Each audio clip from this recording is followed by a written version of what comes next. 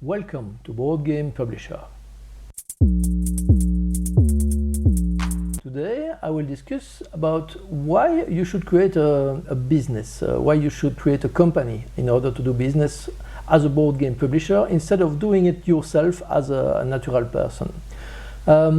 First and foremost, what I will say here, I will remain as generic as possible because I live in Belgium. If you live in France, in Italy, anywhere in Europe or in the States or anywhere else in the world, the rules for setting up business, the responsibilities and the requirement for setting up a business will be different. So you need, and that's not an option, you really need to get professional help. You must talk with an accountant that is local to where your company will be created.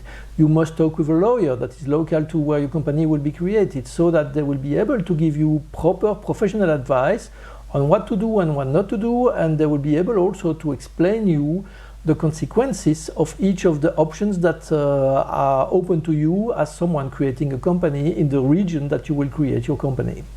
But the general ideas are still very important. So you do not want to do business on your own just as a person. You want to do that through a company. And in many regions, in many countries, many places, you are not allowed to do business as a person. Many places require that you set up a company, that you set up a business before you can buy and sell stuff to other people, and before you can have an economic activity, a business activity. That's something that's very important. The reason for this is quite simple. When you set up a company, you take on a series of obligations. You have to do accounting, you have to do reporting, you have to abide by a lot of laws, rules and regulations that apply to business. Some of them very specific according to the kind of business you do. Someone running a bar or a restaurant will not have the same rules to comply with as someone who is doing board games, or as an artisan that is selling sculptures or something like that. It's very business specific, and it will depend on the nature of your activities, and other rules will apply to all of the businesses, all of the kind of businesses, no matter what the exact activity they have, such as accounting. All businesses must do accounting. By the way, accounting is something that you must and that you want to do, because accounting is not only a way to comply with an obligation from the state, it's also the only way that you have to actually understand the numbers that your company is running, and to know if you are making a profit or not, and to know if your management of the company is doing well or not, if you are making good or poor decisions. And the accounting is really the numbers, and numbers do not lie, the numbers that tell you how the company that you are creating and managing is doing. So that's quite important. The main aspect of creating a company is that it allows you also to separate your personal assets from the business assets, and it works both ways. It means that you cannot just take money out of your pocket and put it in the company if the company needs it, and also if you need money as a person, you cannot just take money into the company cash drawer and put it in your pocket. It doesn't work that way.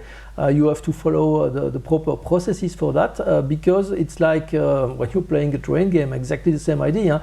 The money from the company and your money is two different things. The company can pay you a salary or a dividend every now and then, so that you get money out of the company. That's perfectly okay.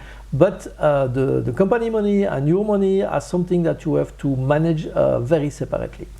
Also, since your assets and the assets of the company are separated, the liabilities and the responsibilities that you have and that the companies have are separate as well.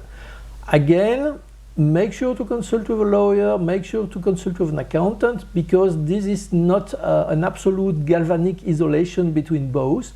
In fact, if you completely mismanage the company, your personal responsibility will most of the time be engaged, and you will be liable for the poor decision you made that crashed your company. It's not just I create a company, I sink into the ground, and then I don't care. It doesn't go that way, of course, and it's a very good thing, because another aspect of creating a company that is very important is that since you have to abide by all of these requirements, Since you have to do accounting, since you have to do reporting, since you may have to publish the results of the company on a yearly basis so that people can know exactly how it is managed, your company is deemed much more trustworthy than you would be by many other businesses that want to do business with your company.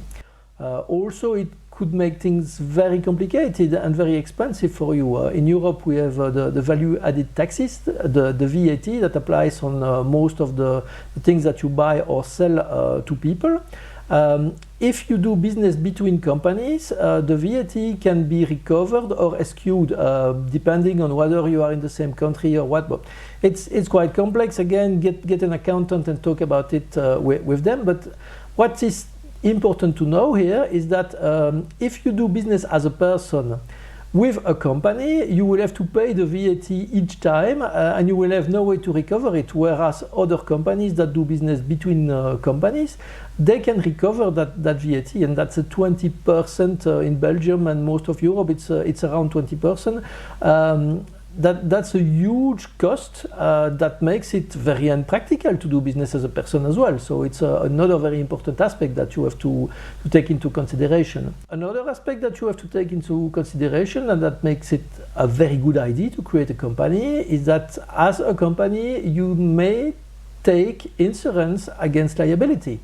Again, it doesn't mean that you can just do whatever and not care and say, okay, the insurance will pay if there is an issue. Of course, the insurance will be able to mandate that and to demand that you respect proper management rules, and if you misbehave, they may refuse to fill in the claims that go towards them. But as a business, you can get liability insurance, and that's something that you should do. In board games, we are creating a product which is a mass market product that will be sold to a lot of people. Of course, we are always very careful about the quality of the product, about the suitability of the product for the audience that it is going to, but it's always possible that there is a manufacturing error, a manufacturing problem that could cause harm to people. If this does happen, you want to have an insurance for that, because your company may not be able to cover these costs and to reimburse the people for the harm that they have had. So that's something very important. And as well, as a person, you would not be able to do that either. So it's very important that you have a company, that you have proper insurance for any big issues and unforeseen issues, that even though you manage the company as everyone should and very carefully, stuff can happen. And so insurance is a thing that you want for your company, and you can only have that as a company, not as a person. Same goes for financing. If I want to get money from the bank, if I go there as a person or if I go there as a company, my request for funding will not be held to the same standard and will not have to fit the same criteria before they say yes or no. As a company, it is easier to get access to credit and to operational credit, especially short-term credit and things like that are something that most companies need. They work on that, and you should never take on personal credit to run your company. I know in the States it can be very complicated. I know a lot of board game shops, for instance, in this kind of business, the owner will take on credit cards on their own as a person and use that to run the business. It's not a good practice, but in many cases it's the only way they can cover the running expenses. So it's a mixed bag. I do not recommend it. I do not recommend against it. What I do recommend is that you talk with a lawyer and that you talk with an accountant, because these are professionals and that they will help you make the right decisions with regard to these questions. In Europe, it works very differently from the States. We don't have the same credit rating and issues that the States has. But the banks use similar, I would say, criteria and formulas internally to assess your credit worthiness as a person or as a business. So some aspects of the problem are the same, and some of them are very different from region to region. But still, As a business, you can get access to some forms of credit and to some kinds of credits which are much more suited to operating as a business than what you would get as a person, and also the rates are not the same. If I get a convenience loan as a person because I want to go on holiday or to buy a fancy new TV before the football starts or something like that, I can expect to pay a very high interest rate. If I go to the bank as a business and I say, okay, I need a short loan for 2 months for a bridge because I got money coming from a customer that owes me that money, but I have to pay for the production right now, that's a very, very different situation, and the interest rate will not be the same, and it will be a set duration loan. So it's something that you can arrange with the bank. So credit-wise, it's really not the same if you are a business or a person, and it makes it very interesting for you to be a business as a board game publisher. Another important aspect also is that the tax deductions will not be the same. VAT applies to persons. In between companies, you can recover it. The tax amounts can be very different for a person and for a company. And also something very important is that as a company, you are taxed based on the profit of the company. And so the expenses are deducible from your tax base. So if you spend money to make the company run, you will be taxed on the money that remains and not on all the money that went inside the company. As a person, usually the state is looking at the money that you are paid, your salary, your income, and will tax you on that base. And your expenses will not be deducible. So again, that makes it very hard to work as a person and much easier to work as a business. Big caveat with this, keep that in mind, inventory is not an expense. So let's say my company makes 100,000 euro of profit this year, and I decide to use 50,000 euros to make a new print run of a game. I only have 50,000 euro left in my bank account, and I have boxes that will come in now or later, does not matter. But for the state, I have 100,000 euro. They consider the inventory that I purchased as cash in hand. And we all know that inventory full of cardboard boxes is not cash in hand because they may or may not sell and the money may or may not come back. So you have to be careful as well to keep a buffer, because if I were to spend my 100,000 euros to make more inventory, I would get a better price, that would be really good, but come the day to pay my taxes, I might not have the cash flow to actually pay my taxes, and that could fold up the company. So keep that in mind. Inventory is not expenses. That's really important. Again, check with your accountant, check with a lawyer about this. It's very depending on the place you are operating your business in. Another aspect that is important, some companies, some suppliers will not accept to do business with a person. They will require, they will demand that you be a company before they can do business with you. And you can do nothing about it. It's their decision, and they are well within their rights to do so.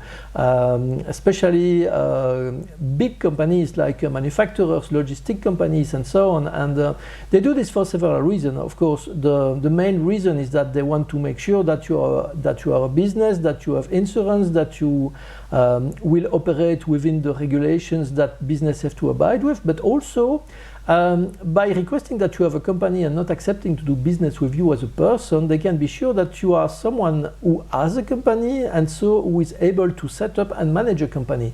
And so they can expect, I would say, a certain level of business savvy from you, and that also that allows them to make sure that they will not just lose time on a bunch of stuff with an uninformed client that will cost them money instead of granting them money or instead of bringing them money over time. So that's one of the reasons many big companies will not do business with a person. They will require you to be a company before they do so.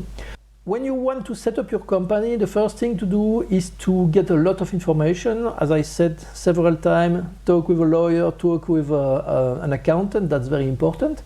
And shop around, because especially in the States, if you go from one state to another, there are a lot of little rules, little changes in the way business is handled from state to state that make it worth your while to consider moving to another state. Even in Europe, moving to another country, and even in Africa or wherever you might be located, in Asia, and I guess it would be the same. According to the place you want to set up your business in, the condition will not be the same. So shop around, make some research, compare the conditions from place to place. There will be probably a minimum capital amount that you have to invest into the company, and that allows the company to start operation. The amount may vary from country to country. There would be maybe permits that you have to secure, things like that. So again, consult with an accountant, consult with a lawyer for this. It's very, very important. But keep an open mind. The place you are living in today might not be the best place to set up your business. It's that simple. It might seem something very big to consider moving just for setting your business, but your business is a life endeavor. You are going to operate it for several years. It will eventually be your main source of income. So you want to set it up into the best conditions. And this is where it becomes quite complicated.